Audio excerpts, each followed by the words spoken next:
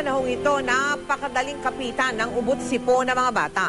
Minsan, pabalik-balik pa ito at kapag napabayaan, doon nagsisimula ang mas malalang karamdaman. Tulad na lamang ng nangyari kay Luis. Panoorin po ninyo.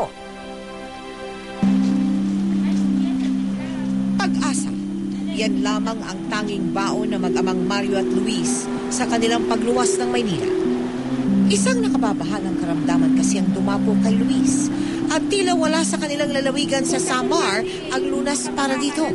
Nung malaman ko na parang may bumubukol dyan sa ilong niya, pinatingnan ko sa doktor.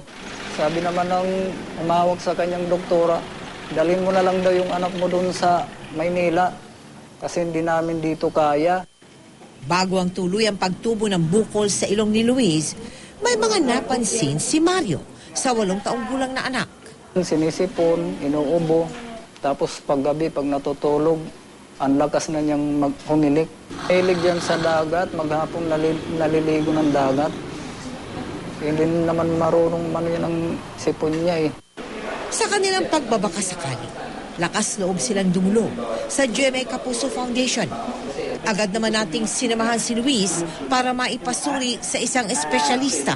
Nakitaan natin ito ng tinatawag na anthracoenal polyp. Lumalabas ang bukol na ito sa isang maliit na butas sa tinatawag na maxillary ostium at nag-occupy din siya ng butas ng ating ilong.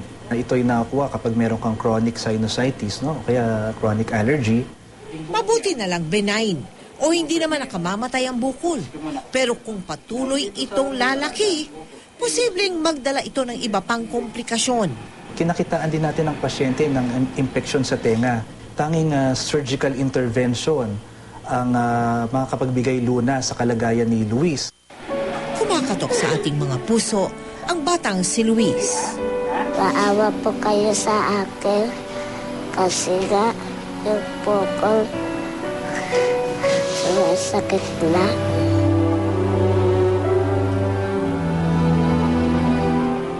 Sumailalim na sa laboratory test si Luis para masuri ang kanyang kondisyon at hinihintay na lang ang clearance mula sa doktor para maoperahan ang polyp sa ilong ng bata. Kami po ay pusong nagpapasalamat kay Dr. Rene Louis Gutierrez na sumuri kay Luis Crame. Sa mga nais tumulong sa kanyang pagpapaopera, magsadya po sa aming tanggapan o magdeposito ng donation ninyo sa aming bank account o saan mang sangay ng Cebuana Lulier. Maaari din mag-log on sa www.kapusofoundation.com.